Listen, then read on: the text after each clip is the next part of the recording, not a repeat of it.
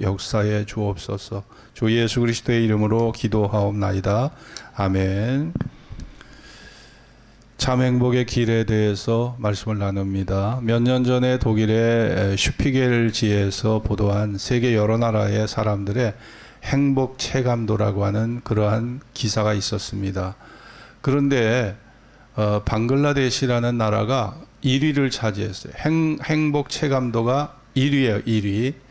그러니까 자기들이 가장 행복하게 산다고 하는 그런 마음의 느낌을 그들이 가장 많이 가졌다는 겁니다.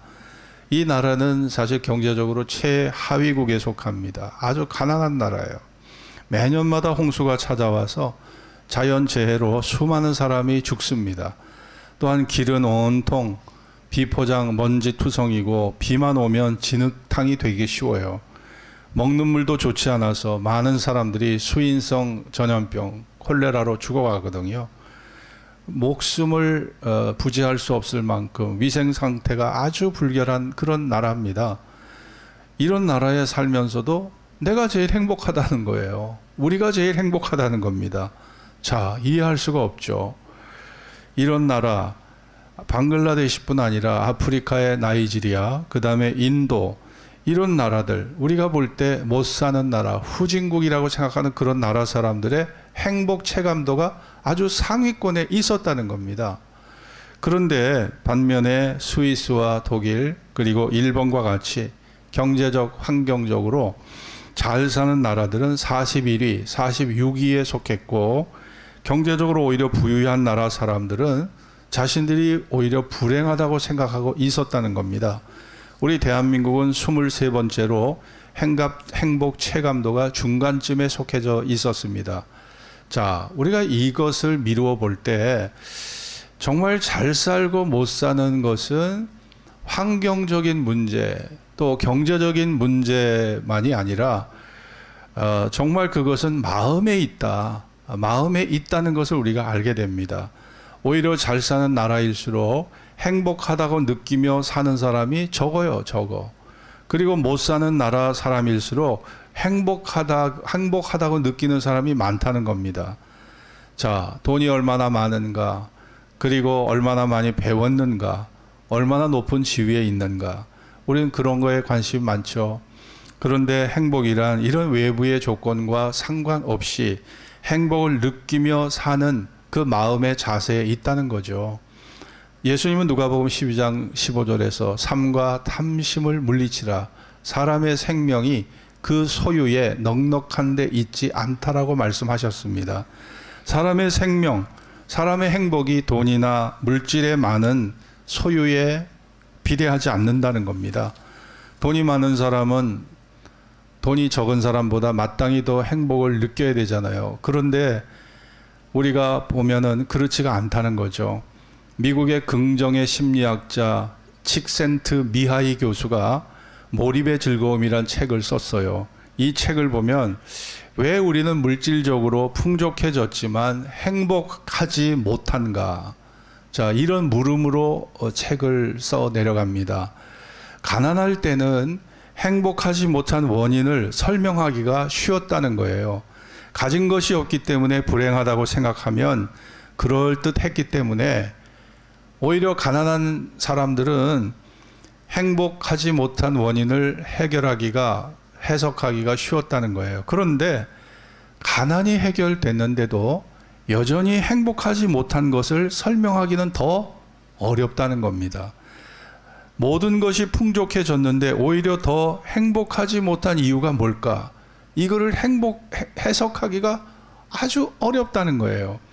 행복에 대해서 우리가 착각하는 것이 있어요. 그것은 우리가 행복의 조건만 갖추면 행복이 내게 찾아온다고 생각을 해요. 좋은 집, 좋은 자가용, 좋은 옷, 좋은 음식, 좋은 직장, 좋은 환경, 여윳돈, 그리고 이런 어떤 좋은 그런 미래가 우리에게 확보가 되면 행복할 거라고 생각을 합니다. 그런데 그것은 착각에 지나지 않는다는 거예요. 행복은 어디에서 얻는 것인가? 행복은 몰입에 있다. 몰입. 자, 몰입의 즐거움이라는 책에서 보면 장애인들이나 가난한 사람들, 그리고 아무도 알아주지 않는 사람들 중에 정말 행복을 느끼며 사는 사람이 많은데, 그들의 공통점이 뭐냐? 그것은 바로 몰입이라는 거예요. 어떤 공부에 미치고 또 자기의 직업, 봉사, 취미 활동 거기에 쏙 빠져서 어느 정도 이렇게 몰입을 할 때, 거기에 깊이 빠져 들어갈 때 그 사람이 행복하다는 거죠.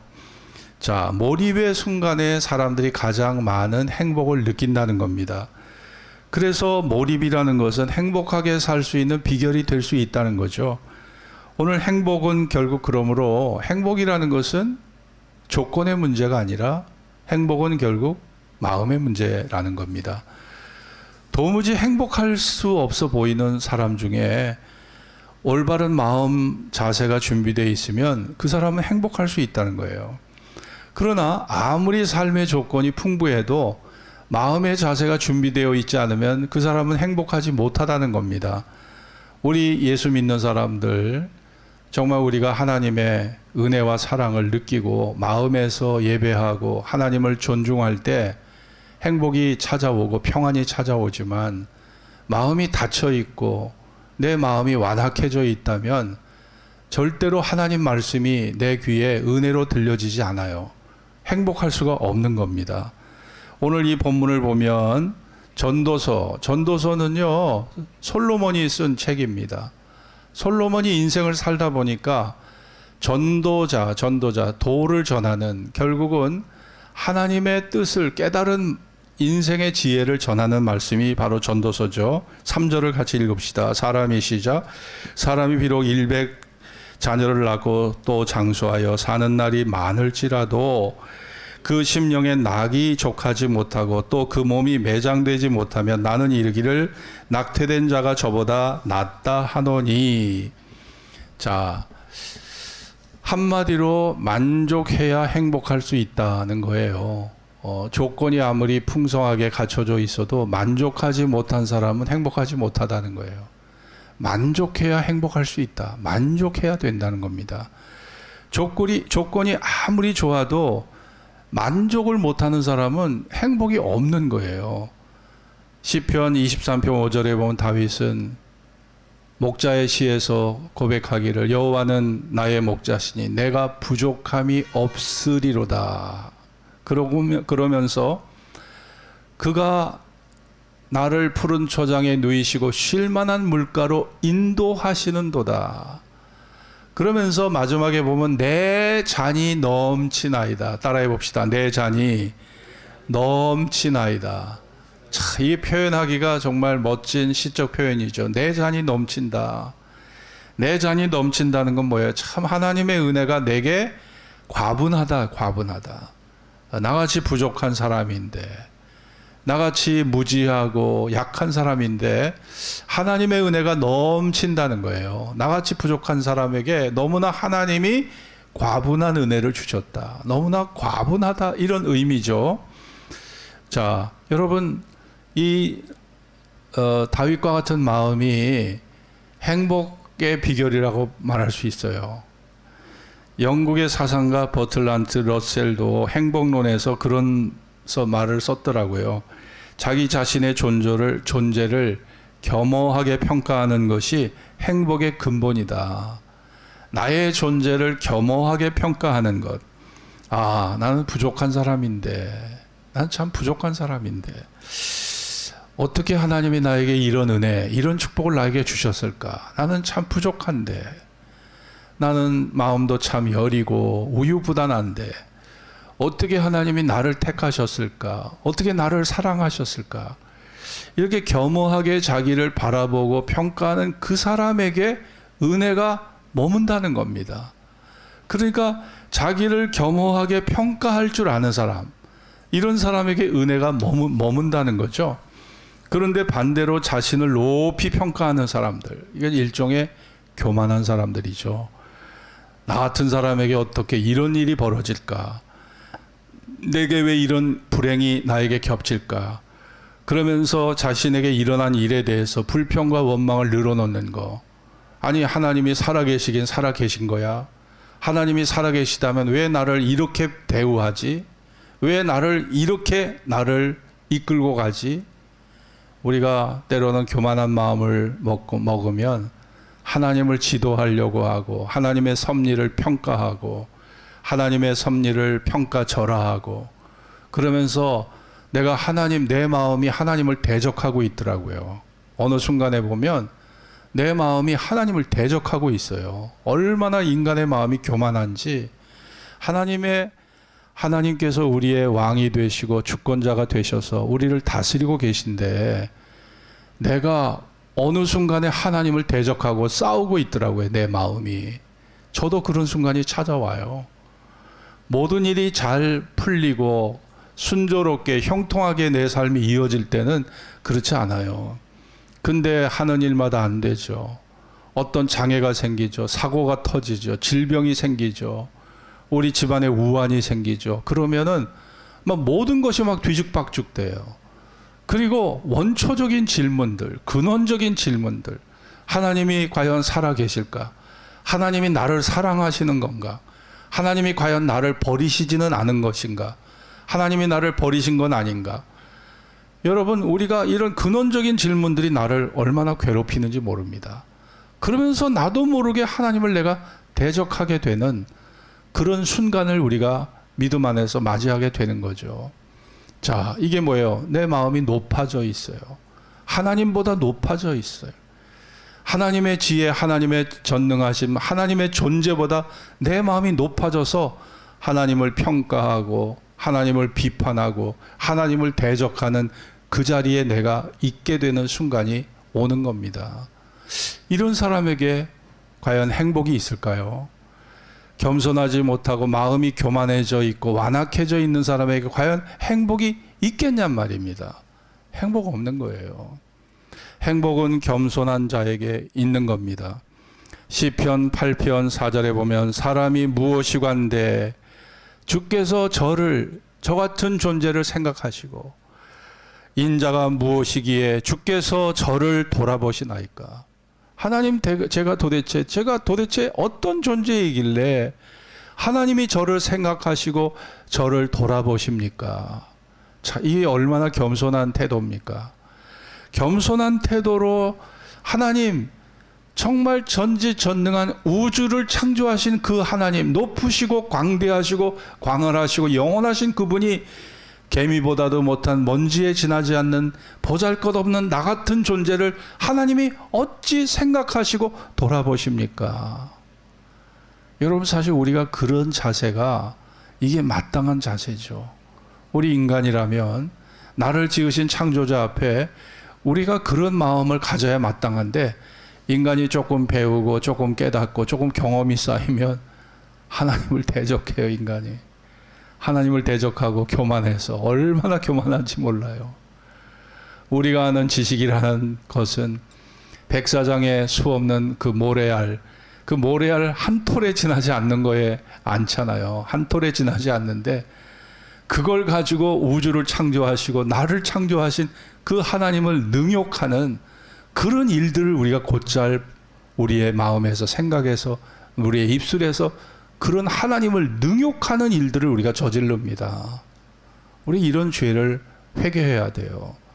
그런 교만이 결국 우리 마음의 행복을 뺏어가는 거예요.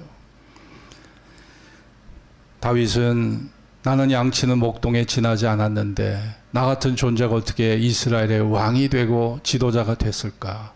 하나님, 제가 저 안에 무슨 그렇게 선하고 아름다운 것이 있길래 하나님은 저를 어여삐 여기시고 이렇게 존귀한 자리, 이 높은 위대한 자리에 하나님 저를 세우셨습니까? 나는 자격이 없고 너무나 부족한 사람인데. 자, 이것이 다윗의 마음이었어요.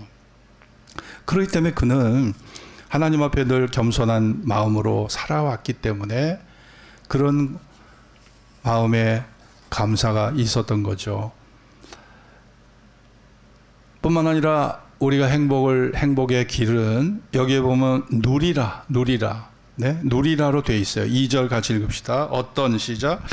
어떤 사람은 그 심령에 모든 소원에 부족함이 없어 재물과 부요와 존귀를 하나님께 받았으나 능히 누리게 하심을 얻지 못하였으므로 다른 사람이 누리나니 이것도 헛되어 악한 병이로다. 자, 많은 조건을 갖추고 있어도 그것을 누리지 못하면 이거는 100년을 산다 하고 1000년을 산다 해도 그런 사람에게 행복이 없다는 겁니다. 아니, 건강을 받았는데 이 건강에 대해서 감사를 못하고 화목한 가정에 살면서도 화목한 가정에 대해서 감사를 못하고 또 일상의 삶 속에 일용할 양식을 받아 누리면서도 그 일용할 양식에 대해서 감사하지 못하고 모든 것을 당연하게 생각하고 당연하게 받아들이면 행복이 없어요. 행복이 없어요. 그냥 모든 게 다 그냥 밋밋한 그런 무료한 거에 지나지 않는 거죠.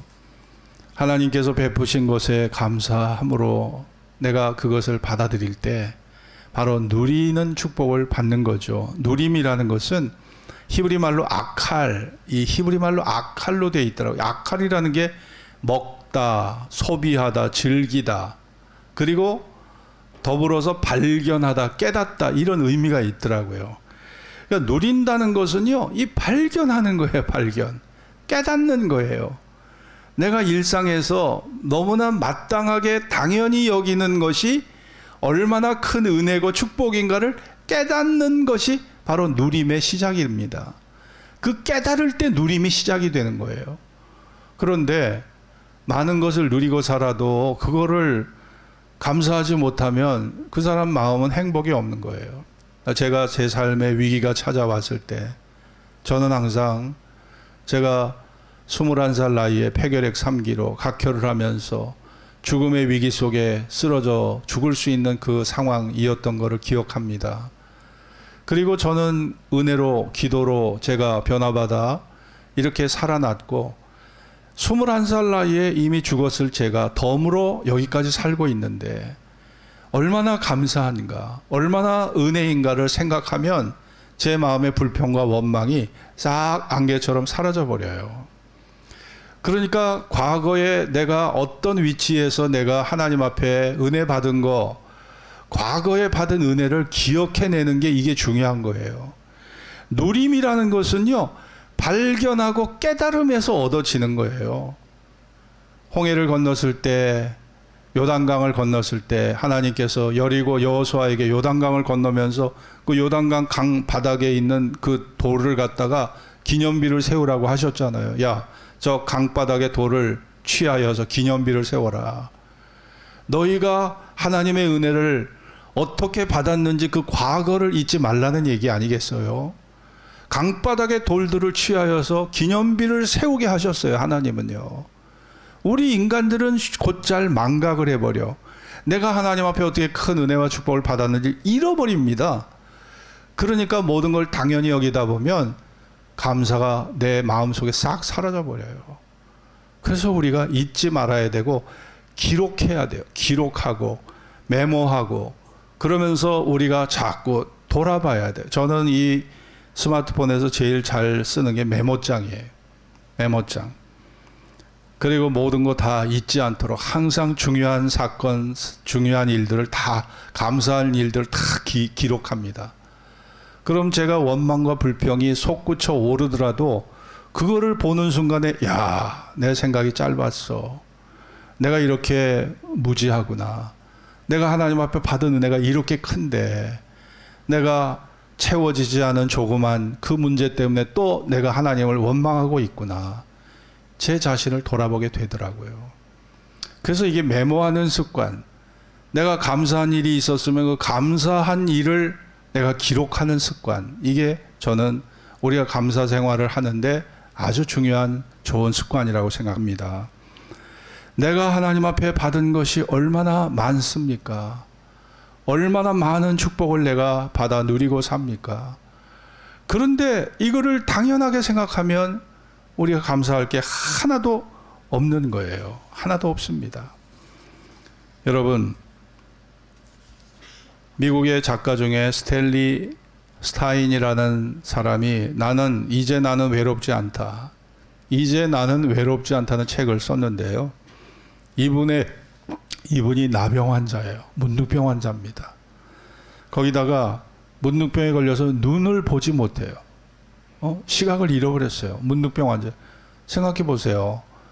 여러분이 문둥병에 걸렸고 거기다가 문둥병의 후유증으로 시야까지 볼 수 없다면 여러분 이런 상황에서 감사가 나올 게 있을까?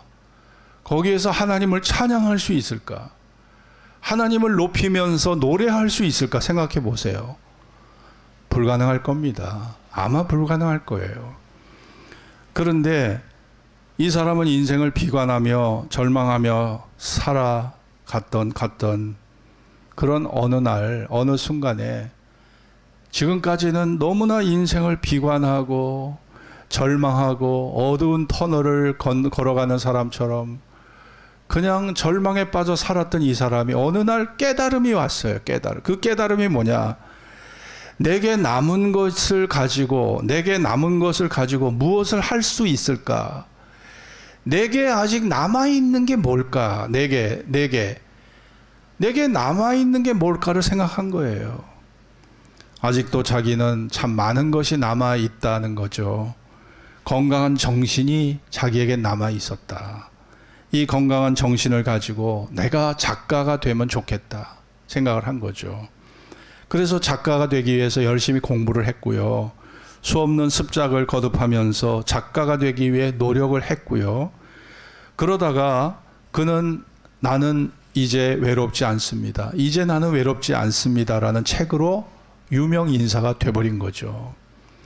사람들은 찾아와서 물었어요. 도대체 당신은 어떻게 나병 환자고 그 나병으로 인해서 시야를 잃어버린 그런 상황 속에서 어떻게 행복한 인생을 살 수 있었습니까? 거기에 대해서 그는 말합니다. 나는 내가 잃어버린 것을 슬퍼하는 대신 아직도 내게 남아있는 것을 활용하여 내가 할 수 있는 것을 했을 뿐입니다. 내가 잃어버린 것을 슬퍼하기보다 내게 남아있는 것을 활용해서 살아갔을 뿐이라는 거죠. 이게 그 사람의 행복의 비결이었던 겁니다. 우리는 가만히 생각해 보면 하나님께 참 많은 것을 받았어요. 여러분이 이렇게 교회에 걸어올 수 있다는 거, 계단을 올라올 수 있다는 거. 지금 우리 소망여전도회, 베드로 남전도회 회원 중에는 이 계단을 못 걸어와요. 이 계단을 올라올 수가 없어요. 그래서 교회를 못 옵니다. 예배 드리고 싶어도요. 그런데 여러분 얼마나 건강합니까? 이 3층에 올라와서 예배 드린다는 거, 이런 건강하다는 증거잖아요. 화목한 가정에서 내가 일할 수 있고 예배할 수 있고 기도할 수 있고, 믿음은 모든 사람의 것이 아닌데 하나님이 나 같은 부족한 사람에게도 예수의 사랑, 십자가의 사랑을 알게 하는 성령의 은혜를 부어주셨기 때문에 내가 예수를 믿고 있는 거잖아요. 그러니 얼마나 감사해요. 여러분, 누린다는 것은 그냥 조건을 갖춰서 누리는 게 아니에요. 조건을 갖춘 것으로 누리지 못합니다. 누린다는 것은 깨달음에서, 발견하는 것에서 오는 거예요. 여러분이 그냥 모든 걸 당연히 여기면 감사하는 마음 가질 수 없어요. 그러나 발견하고 깨닫는 순간에 그 은혜가 나에게 다가오는 것입니다. 여러분, 이런 은혜가 여러분들에게 있어지기를 바랍니다. 사랑하는 성도 여러분, 내게 남아있는 것 무엇인가 생각해 보세요. 나는 나이가 너무 많아서, 나는 아직 젊긴 하지만 내가 좋은 대학을 못 들어가서, 또 내가 좋은 은사, 재능이 부족해서. 여러분, 어제도 보니까 어느 배구 선수가 스물 한 중반밖에 안 됐는데, 보니까 얼굴도 잘생겼고 한데, 생애를 비관해가지고 신병을 비관해서 자살을 했더라고요. 아니, 키도 크고 잘생기고 배구할 정도 되면 얼마나, 배구 선수면 얼마나 건강합니까? 근데 신병을 비관해서 자살했어요. 자기 집에서. 야, 여러분, 우리가 정말 마음 먹기에 따라서 정말 여러분이 자꾸 비관적으로 부정적으로 생각하면 자꾸 내려가요. 자꾸 내려가. 자꾸 내려가요. 자꾸 원망 불평할 것밖에 없고 절망할 것밖에 없고 자살을 생각할 수밖에 없는 거예요. 그런데 긍정적으로 생각하고 감사하게 생각하면 자꾸 내 마음이 자꾸 활력과 생기를 찾게 되는 거예요. 따라해 봅시다. 있는 자에게 더하시고 없는 자에게는 그 있는 것까지 빼앗느니라. 자, 이게 주님의 말씀이에요. 있는 자에게 더하신다. 감사가 있고 행복이 있는 자에게는 행복을 자꾸 더하시는 거예요. 그러나 없는 자, 없다고 생각하는 부정적인 사람에게는 자기가 있다고 생각하는 것까지 빼앗는다고 주님은 말씀하고 계시거든요. 그러니 여러분, 마음의 자세가 얼마나 중요합니까? 마음의 자세가 얼마나 중요하냐고요. 하나님께서 주신 은혜와 축복을 우리가 생각하고 헤아려 볼 때 마음속에 불안과 염려와 두려움이 싹 사라져요. 어두운 밤중에 촛불을 켜면 방 안의 어둠이 즉시 사라지잖아요. 마찬가지로 여러분 마음속에 이 깨달음이, 하나님의 은혜에 대한 발견이 내 어두운 마음을 밝혀줘요. 환하게 밝혀줘서 즉시 행복과 즉시 감사하는 마음을 갖게 하는 겁니다. 그래서 우리 생활 속에 그런 깨달음과 그 발견, 생활의 발견이 우리에게 필요한 거예요. 하나님께서 우리가 이 땅에 사는 동안 우리 예수 믿는 여러분과 제가 행복하게 살기를 바라지 않으시겠어요? 우리가 행복하게 살기 위해서는 만족해야 돼요. 누릴 수 있어야 돼요. 내 잔이 넘치나이다. 하나님께서 내게 은혜를 베푸시니 내 잔이 넘치나이다. 내 잔이 넘친다. 이렇게 고백할 수 있어야 합니다. 예수님은 누가복음 17장에서 하나님 나라는 볼 수 있게 임하는 것이 아니요, 또 여기 있다 저기 있다 저기 있다고도 못하리니 하나님 나라는, 따라해 봅시다. 하나님 나라는 너희 안에 있느니라. 하나님 나라가 너희 안에 있다. 너희 안에. 너희 안이라는 건 뭐예요? 예수 믿는 사람들의 모임 속에 있다. 예수 믿는 사람들의 모임 속에, 또 예수를 믿는 사람들의 마음 속에 존재한다는 거예요. 물론 우리에게 도래할 하나님 나라가 찾아오죠. 그러나 하나님 나라의 본질을 예수님은 마음에서 찾으셨다는 거예요. 마음에서. 마음의 깨달음, 마음의 발견, 마음의 사랑, 하나님에 대한 마음의 신뢰, 하나님에 대한 마음의 존경, 경외함. 자, 이 마음들이 뭐예요? 천국의 진정한 본질이라는 거예요. 천국의 본질이 환경이나 외적인 요소가 아니라 천국의 본질은 깨달음과 발견을 통해 얻어지는 그 영적 은혜가 천국의 본질이라는 겁니다. 그러니 여러분은 이 천국을 소유하고 계신가요? 이 천국이 마음속에, 여러분의 마음에 존재하고 계십니까? 여러분이 재벌이고 여러분 통장에 100억, 아니 1조 원을 가지고 있어도 여러분 마음속에 발견과 깨달음이 없다면 행복할 수 없습니다.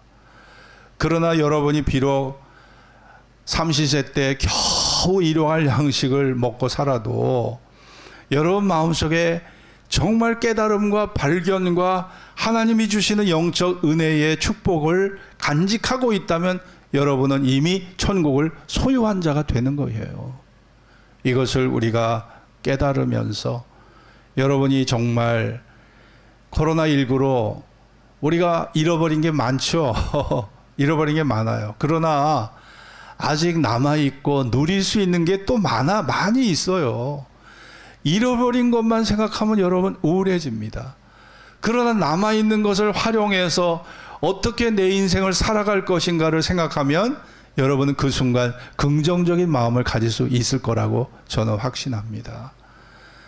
제 생애 속에서도 많이 잃어버린 것들이 있어요. 여러분 생애 속에도 잃어버린 것들이 많이 있을 겁니다. 그러나 그거를 따지기보다 남아있는 것을 헤아려 보면서 하나님 앞에 감사의 믿음으로 더욱 살아갈 수 있는 그런 저와 여러분이 될 수 있기를 주의 이름으로 축원합니다. 기도하겠습니다. 오늘 주신 말씀을 기억하면서 여러분, 천국은 여기 있다 저기 있다 못하겠죠. 여기 있다 저기 있다 그렇게 말하지 말라고 그랬어요. 천국은 하나님 나라는 너희 안에 있다. 성도들이 예배하는 그 자리에, 모여있는 교제하는 그 자리에 성도들 예수의 사랑과 십자가의 사랑을 깨달은 그 마음에 천국이 존재하는 것이고, 천국의 본질은 외형적 조건적 요소가 아니라 깨달음과 발견을 통해 얻어지는 믿음이 바로 천국의 본질이고 하나님 나라의 본질이 된다는 거예요. 오늘 이런 은혜가, 이런 깨달음이 나에게